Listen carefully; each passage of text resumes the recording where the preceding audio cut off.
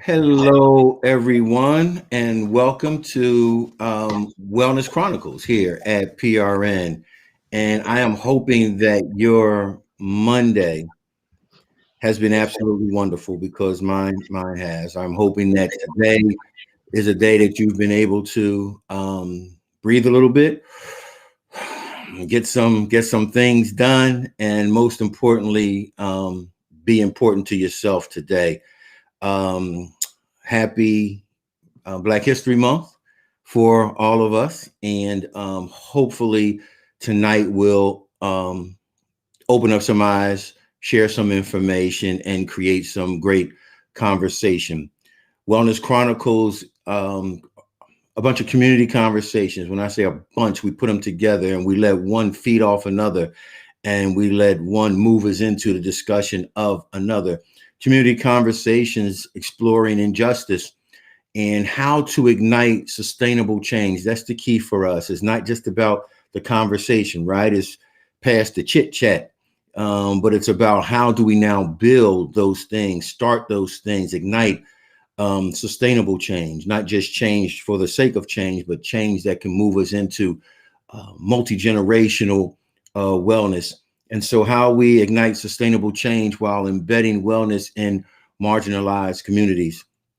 For us on Wellness Chronicles, the marginalized community specifically is the Black community, the African American community, and the issues, the challenges, but also the encouragements and the accomplishments of the Black community.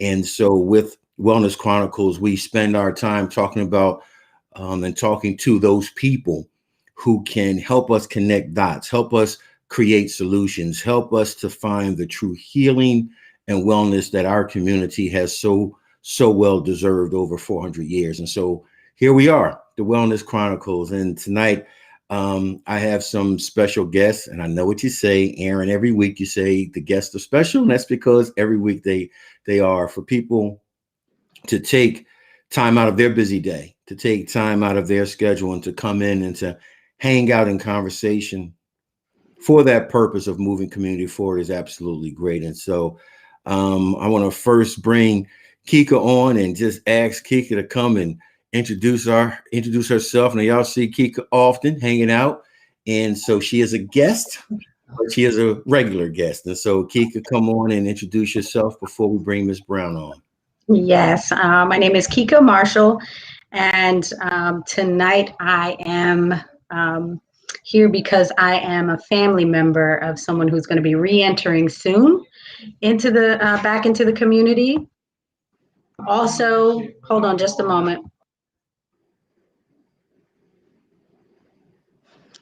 Got to quiet down the room. Okay.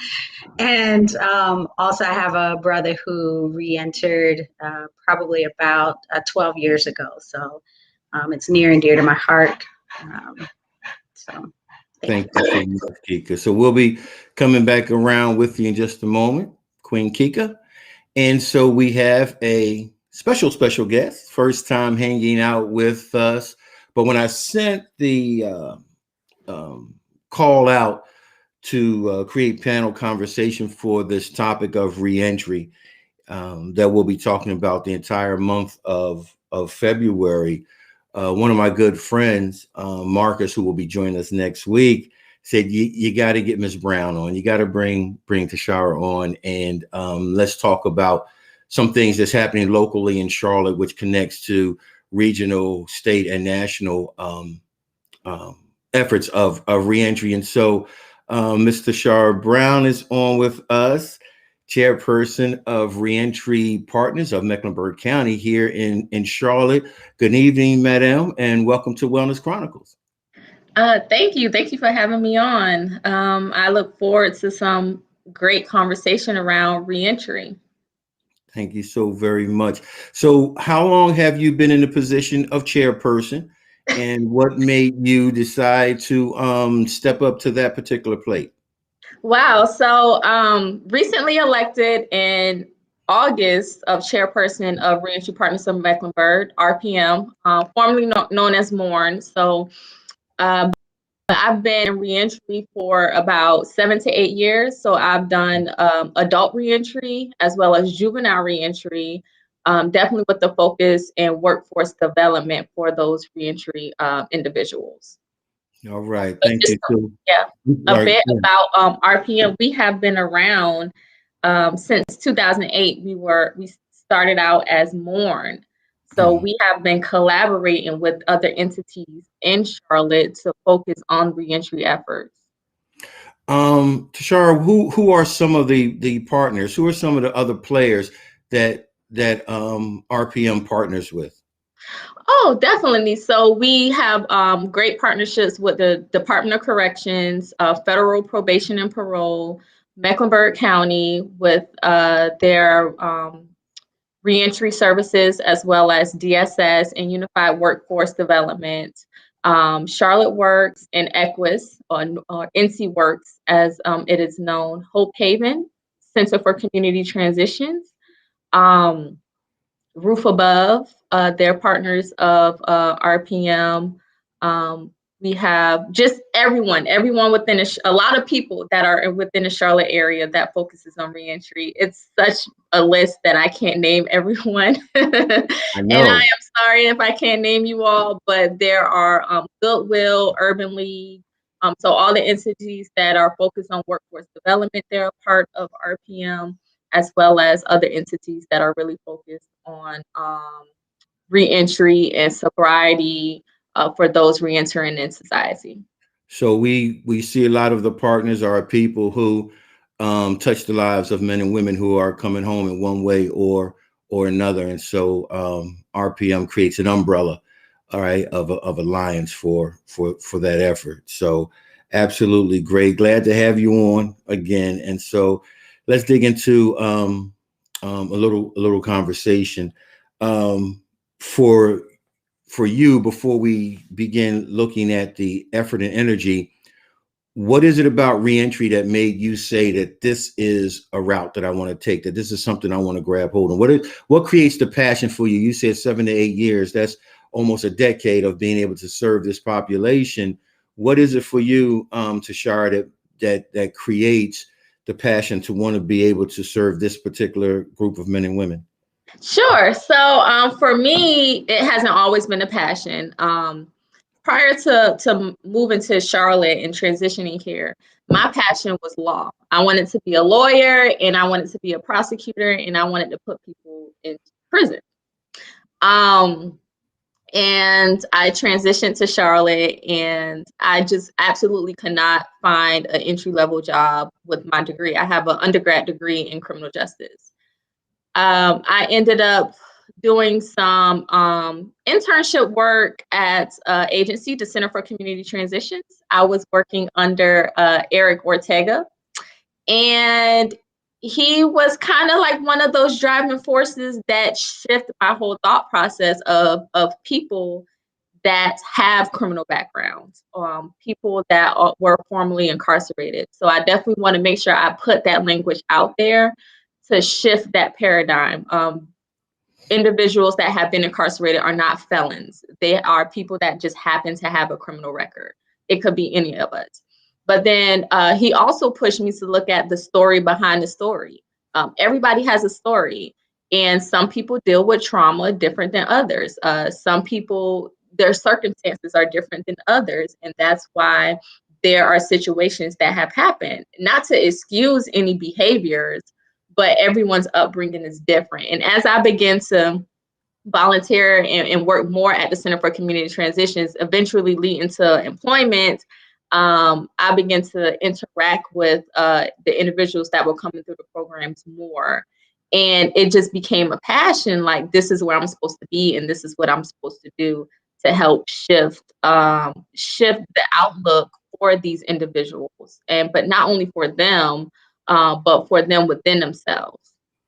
Thank you so very much. And the reason I wanted to start there was not just to give viewers a better understanding of who you are as you hang out with us tonight, but also always looking at why people do what they do, right? And what is it that makes them give the energy and the effort. And so one of the great things that came out that you just said, as you shared you with us, was the fact that we have to change the language. We have to change how we identify, the identifiers. We have to create the identities, recreate the identities, because the language that we've used is so derogatory.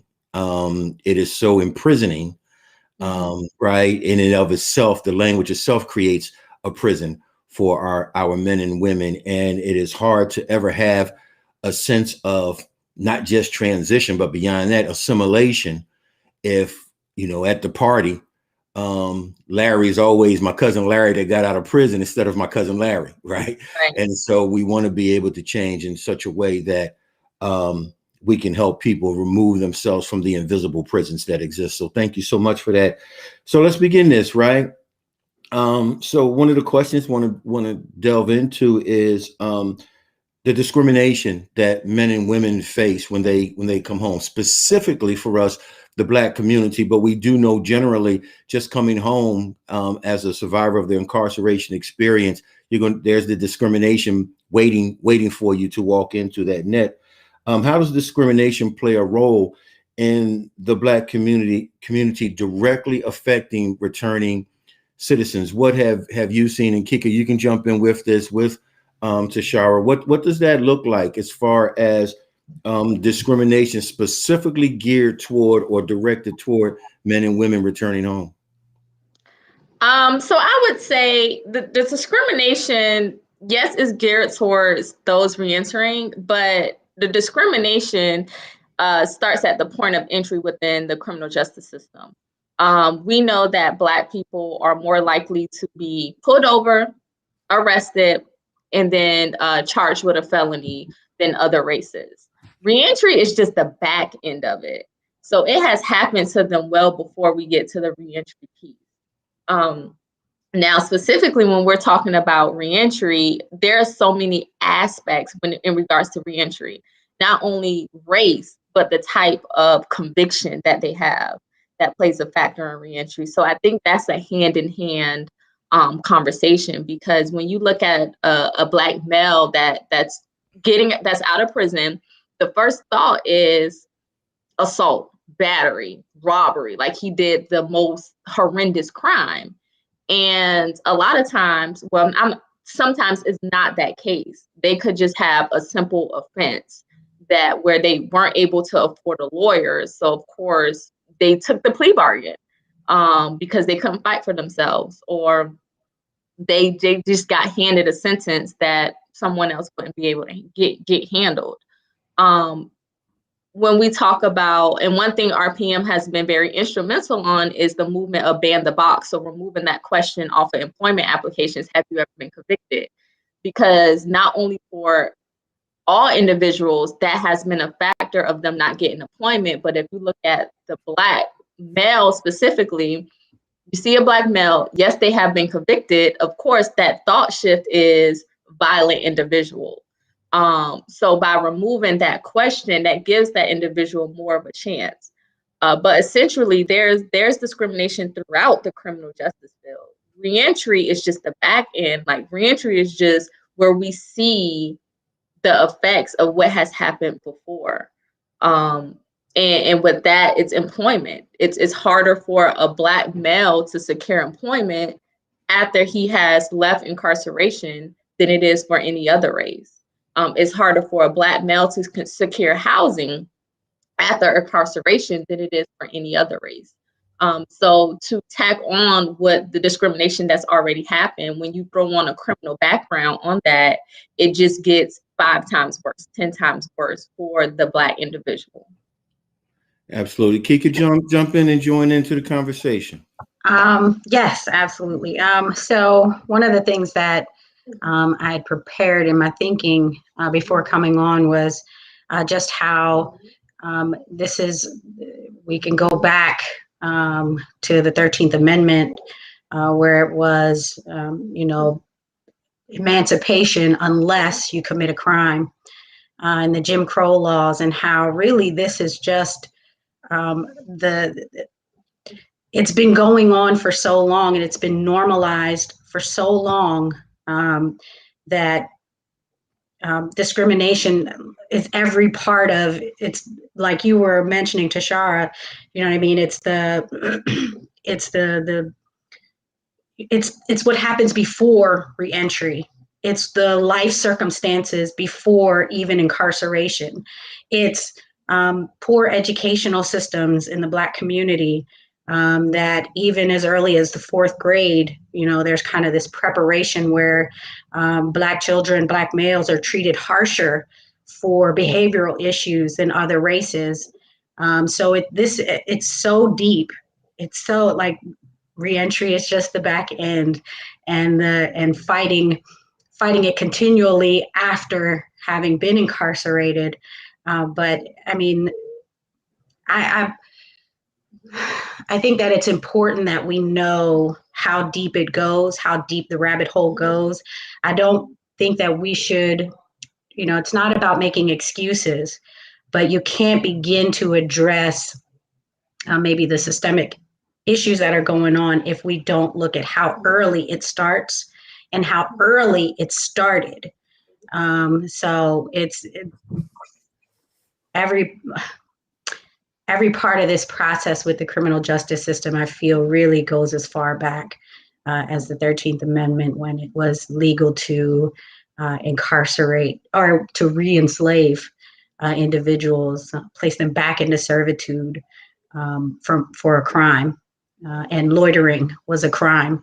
Not having a job was a crime for people coming right out of circumstances where there were no opportunities. So it just snowballed, and we're here today because of those same things.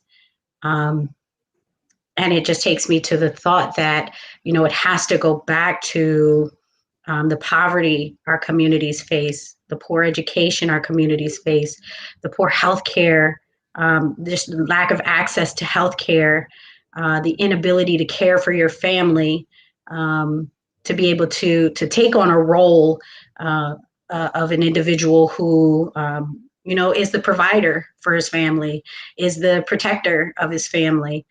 So we've really marginalized men, and certainly the Black community as a whole, but men in our families have been marginalized, and are far worse off, of course, than other cultures. So the discrimination that our men and women face on return is just something they actually carry with them, right, into their incarceration, because it's something they lived in prior to. As we move forward, I just want to say hello to folks chiming in. Thank you for doing that. Tashara, you mentioned Marcus, he's on. And so Marcus, what's up with you, brother? Kenneth, what's going on? Roberta, and of course, my sidekick, Lisa. Lisa says Perrin loves you, Kika. Wanted to make sure she got that out. And so please, everybody that's on, always share the conversation. Make sure people are hearing it. These are important conversations on Wellness Chronicles. And we want to make sure that everybody has an opportunity to engage one way or another. So as we talk about the discrimination, if that's, and not if, since that's the case, because we're carrying it through. One of the things we talked about, Tashara, on one of our platforms last week, is how early we begin in the Black community talking about a reality. All right, incarceration, just criminal justice involvement is a part of the Black community. We can't escape it, and it's an intricate part of the Black community. It literally, that system has shaped who we are. It has shaped households. It has shaped generations. From an RPM perspective, besides some of the things that's already happening, we talked about some of the partners. Are schools on as partners? And that could be whether secondary or higher learning. Are schools on as partners? And if not, why not? And if so, what is being taught and shared so that we can have, from the earliest age we need to, the understanding of what it really looks like for a young Black man and a young Black woman to engage community with this this cloud of criminal justice always hanging over, and the reality of criminal justice hanging over?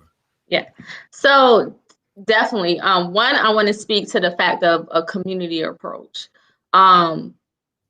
One of the evidence is where there's no economic opportunity, there will always be crime and poverty. And that even traces back to the redlining. Many years back when they began to redline neighborhoods. So as Black people were moving in, you have other races moving out. And then when they're moving out, they're taking out their resources and they're taking out their companies and things like that, which then creates poverty in that area. And that's why we have historically impoverished areas. Then you top on gentrification on that now. And so now you're pushing people out of their historic areas. But the criminal justice system, period, it is a community approach. And it goes back to schools. I mean, we all know this, the school to prison pipeline. It starts at 3rd grade with testing. They're looking at testing scores. We know, and I can say this, I speak to this because I have a son, and of course he's a black boy.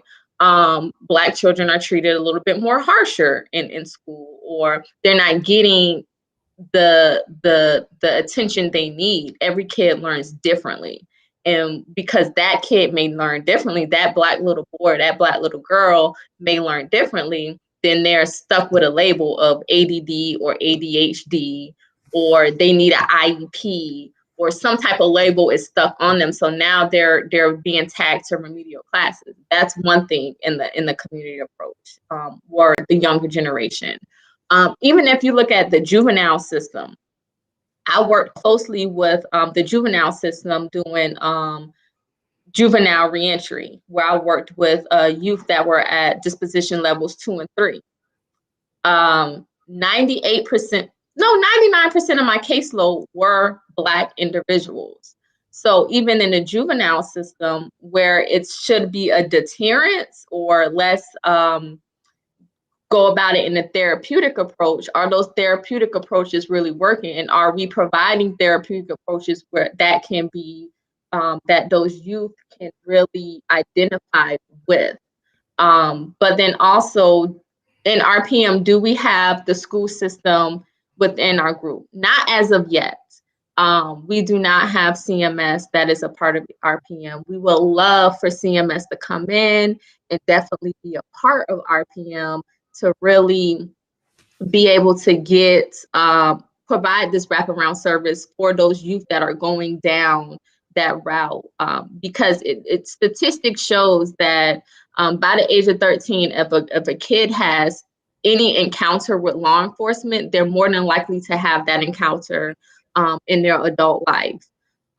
Additionally, there are a lot of reasons why people go down the route of crime. So we're talking about adverse childhood experiences that really creates a lot of reasons why people act the way they act. So if they're growing up in a neighborhood where they're always hearing gunshots, if they've been abused, if they've been sexually abused, physically abused, mentally abused, and there's a quiz, there's like a little assessment that you can take that determines your adverse childhood experiences. And the higher rating you have, the higher it is for you to, that you will go down and have more encounters with law enforcement. Additionally, if you have a parent incarcerated, there are studies that shows that if you have a parent incarcerated, then you're likely to have an encounter with law enforcement at some point in time.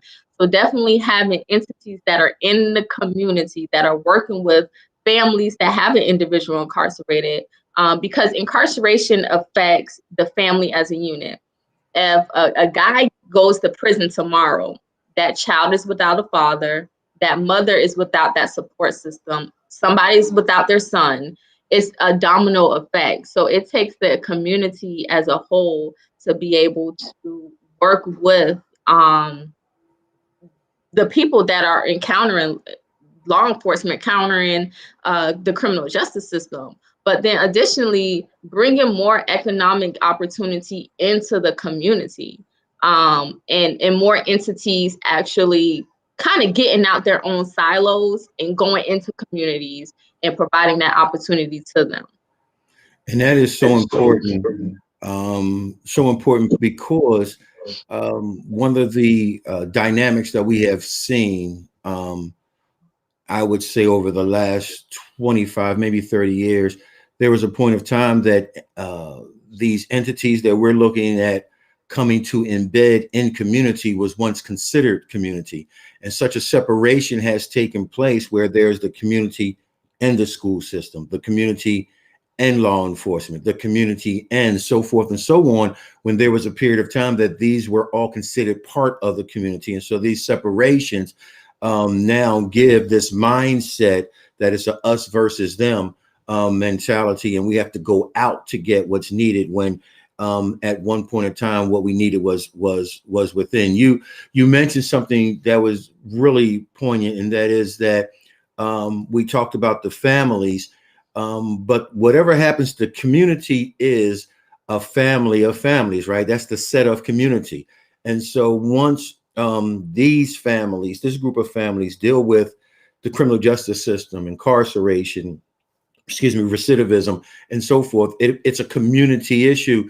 Kika, how does the community now create itself or recreate itself to take responsibility? And we often talk about this, to take the responsibility, their share of responsibility concerning reentry, where it's not such a program driven resource, but it is a community responsibility. How do we begin to do that?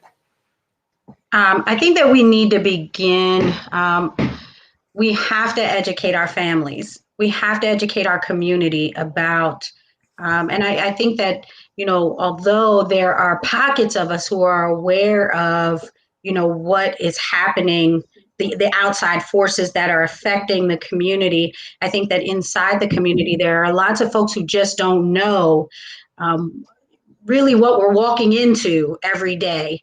You know, when you wake up in the morning and you don't have a job. So we have to begin to find a way to that these organizations are educating our families about just the hazards that are faced every day. And it seems like, I don't know, even as I say it, it seems like a really big task, but I do believe that, you know, when we think about the where it's, you know, how this is affecting children early in school, we want to be able to provide family with services, but what about when someone returns home and their family isn't prepared for that, or nothing has changed at home? You know what I mean? Some of the same struggles, some of the same things that happened when folks went away, they're coming right back into, and there's no one there to be able to really help the family navigate this whole thing. So, you know, I think it's actually recently that I learned about the forensic peer support specialist, where there are people who have been formerly incarcerated who are now working directly with individuals who are re-entering into the community. But those, I think that we have to invest in making sure that we're connecting families, not just the individual, with these supports, with these services, with the education, because we have to find a way as a community to take control of this ourselves.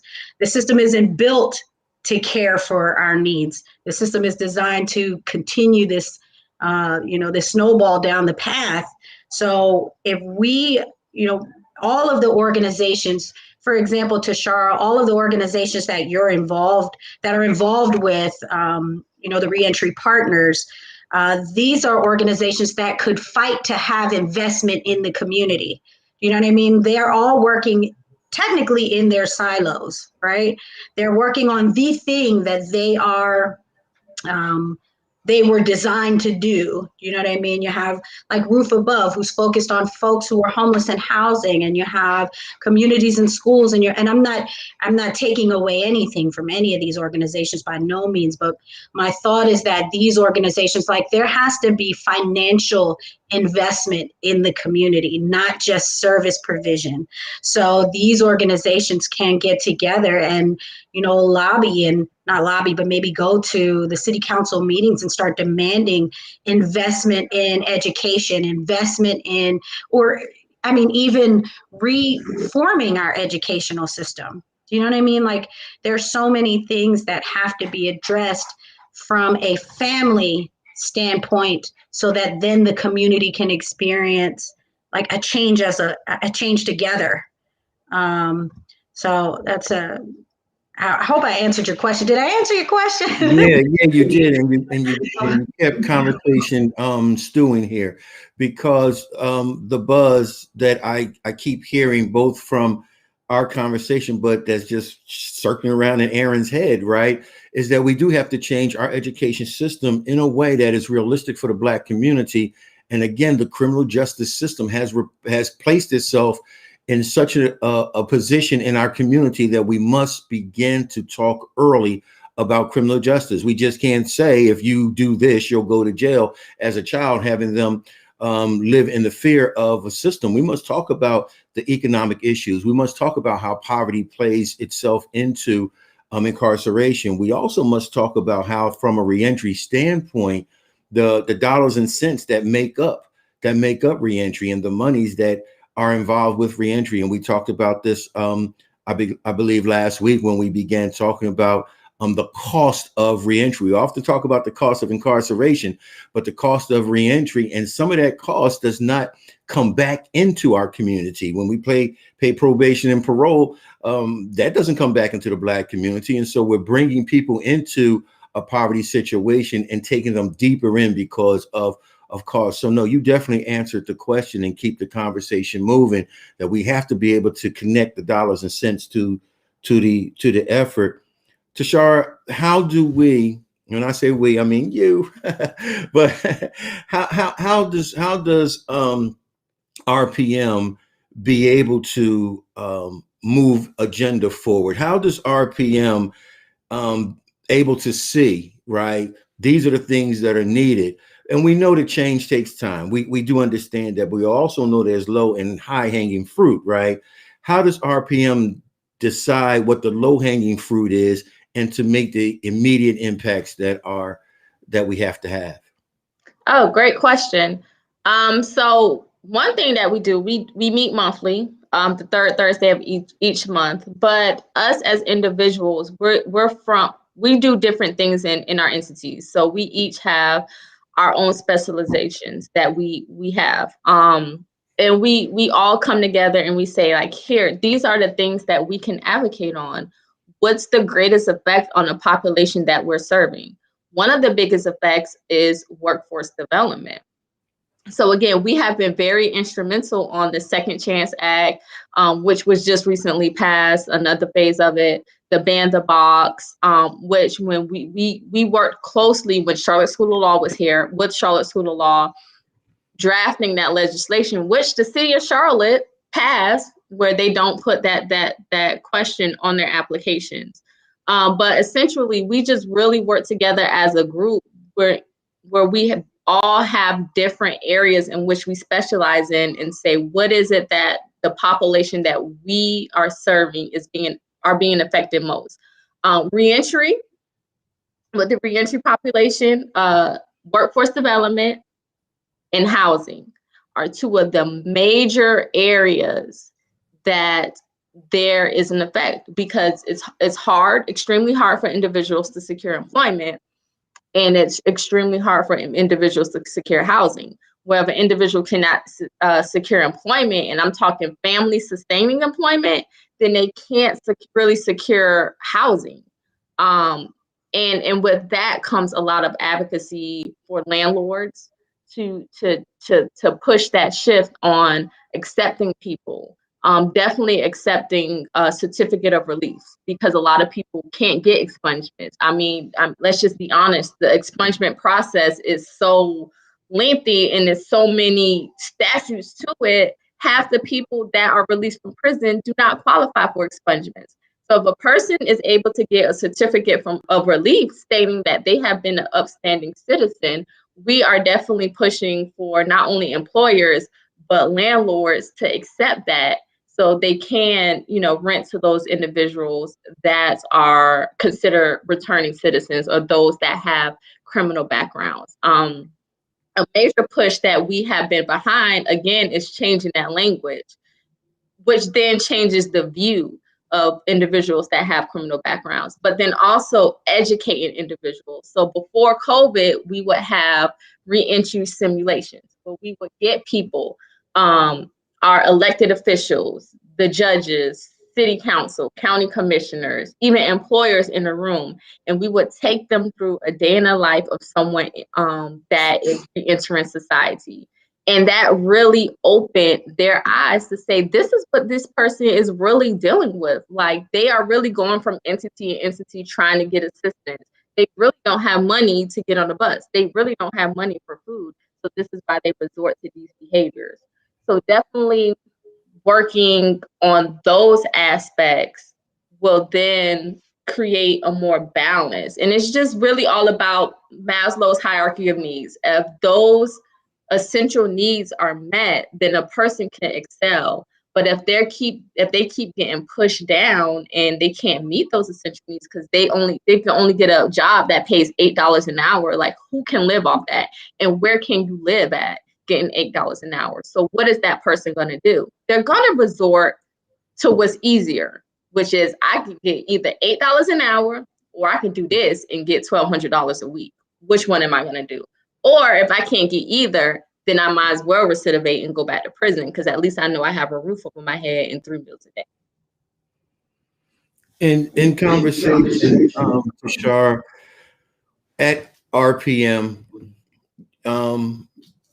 do conversations ever take shape that look at the reunification of family? And I know that oftentimes our perception is that if we can curb crime, right, or if we can have successful reentry, that automatically takes care of, which we know is not true. It takes work to destroy a family. It takes work to restore a family. So at RPM is part of the movement and part of the strategy. How much conversation is happening that talks about the true restoration of family? Wow, so that is a big one. We do have some entities that are working with families. One is Center for Community Transitions, where they have the Families Doing Time program, where they're actually working with families. But to your point, that is something that definitely has to happen, not only within RPM, but on a community basis. Because a lot of people that are incarcerated, they have burnt bridges. So they get out and they really don't have anywhere to stay. But if that family unification happened, then they may not be considered homeless. And then there also may be some old traumas that definitely could come out to ease a lot of processes or bind relationships, because it has to be a community approach. To one person, it has to be a community approach. So if you look at it, right now, there's currently 12,000 people in prison in North Carolina. 53 of that population, 53% of that population are Black people. So there's like 15,000 people currently incarcerated that are Black. Each one of those people that are incarcerated, they need a community approach. Out of those 15,000, about 1,600 of them named Mecklenburg County as their county of residence. So about 1,600 of them will be coming back to Mecklenburg County very soon here. And we create that community approach, family, community entities, faith-based communities. We don't want to leave them out, because a lot of people lean on their faith when they're in situations, but faith-based communities can definitely provide more when it comes to that community network and reentry. We need a lot just for one person. And so we're talking about 1,600 people that said Mecklenburg County is their county of residence. So we definitely need to up that, because if this person doesn't have family, they're going to lean on entities. Whereas if we could restore that family unit, yes, the entities will still be there, but there won't be so much leaning on the entities. They can lean on those family members. Those family members could help them, assist them, whether it's a place to stay financially, but B, also help them with accountability. And that's one factor that we definitely don't want to forget out this conversation is, yes, there are struggles with employment and housing, but accountability and making sure that that person is upholding their integrity is also aspect of reentry and reducing the recidivism rate. Kika, join in. Thank you, Tashara. Kika, join in because your personal lived experience, your things you have mentioned. What does that look like as far as family responsibility connected to community responsibility, connected to the entities, beginning with the family? What does that look like from a reentry standpoint? So a person coming back home brings increases the financial burden on the family, right? And that has to be considered for the family who says, yeah, I'm willing to, you can come and stay with me. You know, of course, you're going to have to get a job. We're going to hold you accountable, but there has to be, I keep kind of going back to this idea that I know, for example, my brother is going to be coming back in May, and he's going to go and stay with an aunt. And the most that's happened so far, they're preparing him inside for reentry and maybe what he might have to face in terms of finding a job and things like that. And I don't know how much preparation they're really doing to make sure that he will have a job when he comes out. But all they've done with my aunt is tell her that, you know, he's going to be on a tight schedule. He's going to be on strict supervision during those first 6 months, but they're not preparing my elderly aunt for the mental health needs that my brother is going to have, how to deal with that, and in managing her own health and wellness while she's trying to help him, not treating him like a child when he comes back. But you know what I mean? So there are things that she needs, because if that's not addressed, now luckily she has family support, and we're all going to do as much as we can to help her for taking on that responsibility, you know, but who's going to teach her about reentry, teach her about what his mindset is going to be when he's coming out. He's been in prison for 25 years since the age of 17. There are things that he doesn't know about the current society. And she is an elderly woman who doesn't know, she's not getting on the internet, and she just got a cell phone and she uses it for emergency. She still has the same home phone since we were children. And the rest of the family, the challenge is that we have family that we're caring for. We're not able to take on the extra financial burden of taking him in, but we'll provide as much support as we can to her. But it goes back to this idea that without preparing the family, then it just continues that challenge for the individual who's getting out, because I'm not sure that he knows what he needs to know. You know what I mean? Like, he doesn't know what he doesn't know. And if he's not willing to allow people to hold him accountable, you know what I mean, then he may find himself back in a situation. And I know that although my situation might be unique in the 25 years in at 17, it's not unique in that there are men and women coming home to families who aren't prepared to provide them with what they need emotionally, with what they need just in terms of societal education. You know, this is a different world. This is not the same place. I mean, people are so wrapped up in social media nowadays that, you know, people don't talk to each other any longer. Everything is texting. So I think of those things as without family education, without preparing the entire realm, then it's going to continue to be. It's going to continue to be the challenge that we fight as a community to care for our folks when they come out. Do you know what I mean? So, and to add on to that, the younger a person goes in, and the older their physical age is, they still mentally that age. So if he went in at 17, And he's what age now? He is 40. He's He'll be 42. 42. And he's 42 now. Mentally, he is not 42. He is not.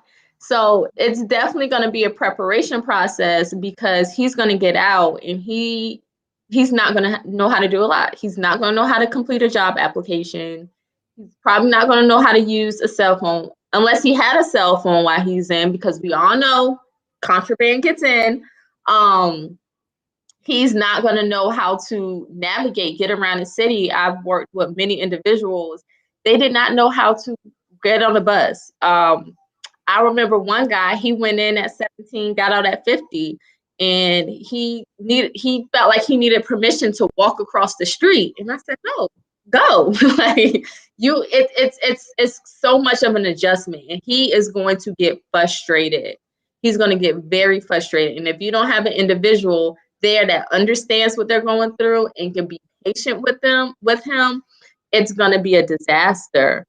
The sad part about it is reentry should really start at the point of entry. So the day he entered into prison is the day that there should have been preparation beginning for him to reenter. I think it doesn't realistically happen that way, because our Department of Corrections is very understaffed in many states. So a lot of people don't get that proper preparation. Also depends on custody level as well, what type of preparation or what type of outside they can see. So unfortunately, he is going to get very, very frustrated with the process. And if nobody's there to really guide your aunt through, she's going to get frustrated as well. And Tashara, this is the part that, forgive me, Keith, for just a second, but this is the part that is the frustration for people who watch the unsuccessfulness of reentry. And that is that front end reentry must be attached to, because you're absolutely right, Tashara, and we all agree that reentry begins the day that you are sentenced. That's when it begins. And then we look at, and I can agree with and understand where Kika's coming from as far as her aunt. My entry into this love and passion for what I do, when I was a young child, and I've shared this before, my mother had two first cousins. And this was back in the 50s that they began going to prison and coming home. And they came home to my grandmother's house, and they came home to my Aunt Eva's house, my mother's mother and my mother's aunt. Those older Black ladies did not know what to do with their son and their nephew, but that was the place to come home. But that was also the place where recidivism took place, because it just was not set up. But then the understanding is, here's the things that these older women need to do, not realistic. Realistic is who can come alongside and help them do. And that's when we have to dig in. And so I just wanted to be able to say that the extension of and understanding that this truly is a gap in the success of reentry. So a question at some point has to be, how do we take these entities in community? And now, because criminal justice systems may be underserved and undermanned, but the reality of it is, with me, always is that reentry is the community's responsibility. And we have to be able to say, as taxpayers, we need to be a part of that process to make sure that our men and women are prepared whenever they come home. Kika, you wanted to jump in.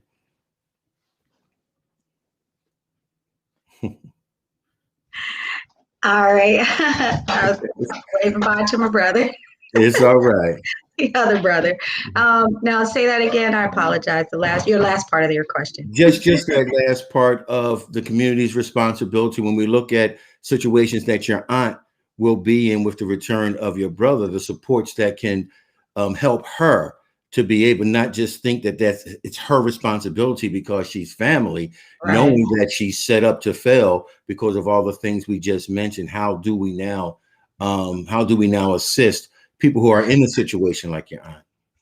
So, of course, I think that I'm grateful that I have people that I know, like yourself, like James Searcy of PRN, who are aware of resources that I can begin to prepare my brother for his reentry, so that someone can walk alongside him even before he gets out. But I don't know when it comes to my aunt, other than being able to provide her with care and support while she's taking on this responsibility.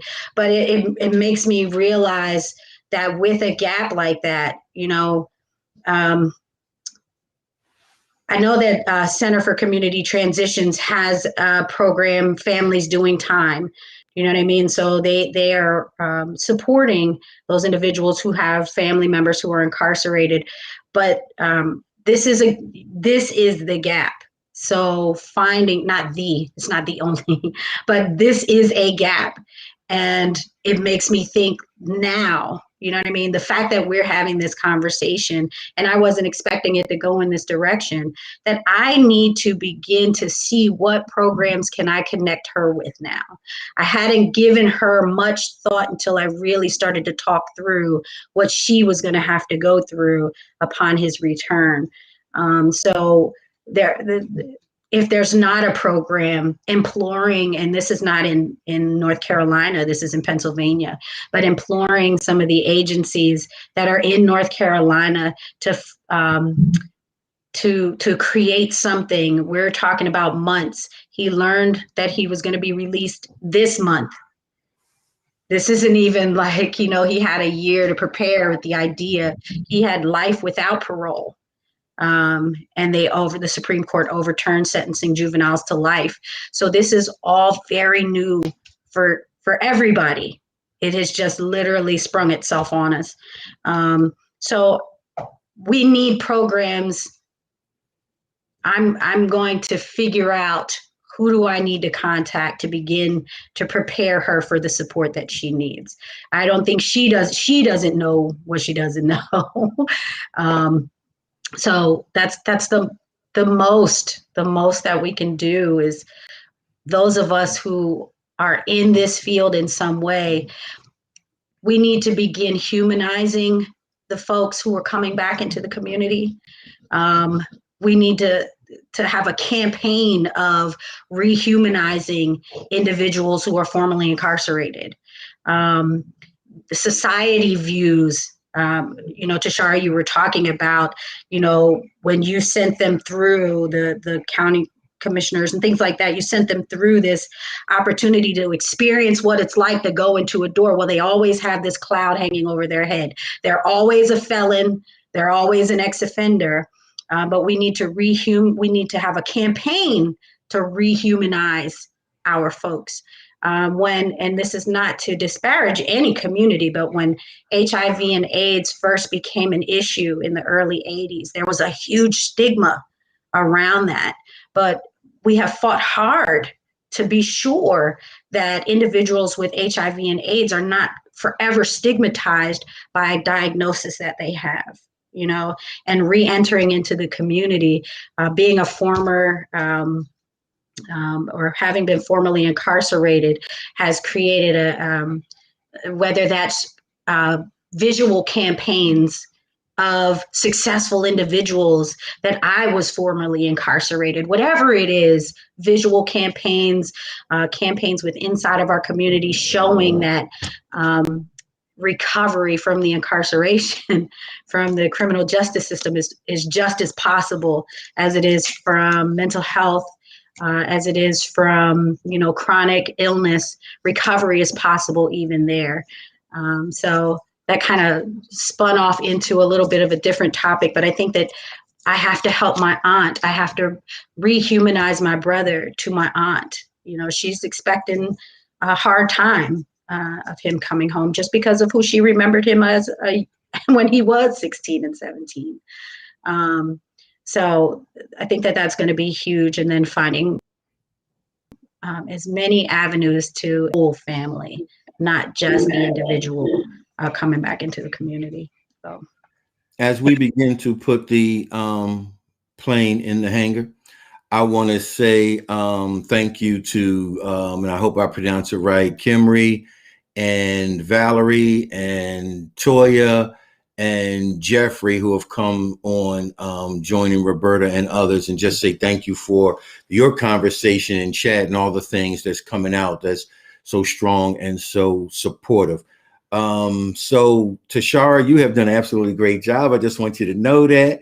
I know you had some inside when we got started, but you have really helped flow conversation. Yes. You've given people a better understanding of reentry partners, but also in conversation, just hopefully you can take some things back to be able to say, hey, y'all, let's think about this. So as we put the plane in the hangar, Tashara, I'm going to give you last word. Kika, give me some last words, if you don't mind, a minute or two. Last thoughts on tonight's conversations with reentry. And by the way, everybody, we're talking about reentry all through February, every Monday. That's our topic. So what do you got for us, Kika, as we put the plane in the hangar, my friend? Yes, I wanted to encourage that we begin to consider entrepreneurship as an avenue for individuals who are re-entering into the community rather than having to reintegrate maybe into, some janitorial work or something that's maybe a lower paying job, but that we can begin preparing folks to run their own businesses, that we can, those are the things, rehumanizing the image of individuals who have been formerly incarcerated, preparing the families, and then entrepreneurship, investing in that for individuals so that they can, that's certainly a sense of pride when you have your own business. There are so many folks who are talented, so many folks who have skills that can't always be quantified in a regular, 9-to-5 job, that if we could begin investing in training folks to be entrepreneurs and turning their talents and their skills into money-making businesses, I think that would be really uplifting for our community as a whole, for the Black community, because business ownership is not always an available opportunity for many folks. So that's what I got on it. Thank you so much. I don't know if you can see this, but this is the Inmate to Entrepreneurs folder. We're bringing our folks on in a couple of weeks, so that was right. That was right on time, Kika. Tashar, give us some last words as we put our plane in the hangar. You've done such a great job. Hopefully, you'll come back and engage more with Wellness Chronicles. What you got for us, my friend? Thank you. So last words. Just a call out to a few people or entities, employers. Definitely consider what are your hiring practices in regards to individuals with criminal records, and being open and honest to have those conversations and to possibly shift those practices, especially with employing individuals in higher paying roles. Definitely a call out to landlords. We have a lot of people that have been incarcerated that are facing homelessness. And they don't have family that they can lean on, and they may be employed and they just cannot find somebody to rent to them. So definitely being able to open and honest about what are your renting policies, but being open to have those conversations, and there are entities out there that are definitely advocating for that. You could reach out to myself, Reentry Partners of MEC at gmail.com. In regards to that, I also call out to our faith-based organizations. If you're not involved in the prison system or reentering, please get involved. This takes a community approach. Just like it takes a village to raise a child, it takes a village to reenter someone back into society. Definitely a call out to our grassroots organizations that are out there. Please get involved with this reentry practice. You know your neighborhoods better than anybody else because you are boots on ground. So if you can assist, if you could even assist with holding someone accountable, or assist with giving them some volunteer opportunities to build that integrity in them, definitely do that. But just to everyone as a whole, definitely shift your thought process on someone that has been incarcerated. They are not felons. They are not sex offenders. They are people that have criminal backgrounds. They are formerly incarcerated individuals. And once we begin to humanize these individuals, then we can begin to work together as a collective to make this process smooth and easy. Thank you so much, both of you queens. I appreciate your time. Thank you for hanging out. The invite is out there, so it's coming to join again very, very soon. I want to thank everyone who came in and viewed. Please make sure that you're sharing this, get it out, put it on your social media networks, Facebook, whatever you do, get it out there so that other people can hear the conversations. Looking forward to next week as we continue conversations about reentry in the Black community. Have a magnificent rest of the evening, everybody. Enjoy tomorrow, because that's the only one you're going to have. I love you, and I will see you next week. Bye-bye.